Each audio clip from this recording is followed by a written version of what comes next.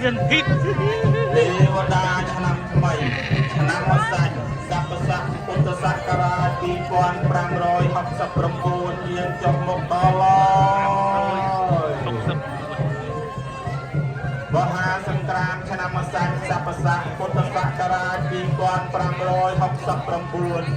ទិលសករាជ2025មហាសករាជ1947នៅប្រហែលជុំប្រហែលជុំ 387សុភមង្គល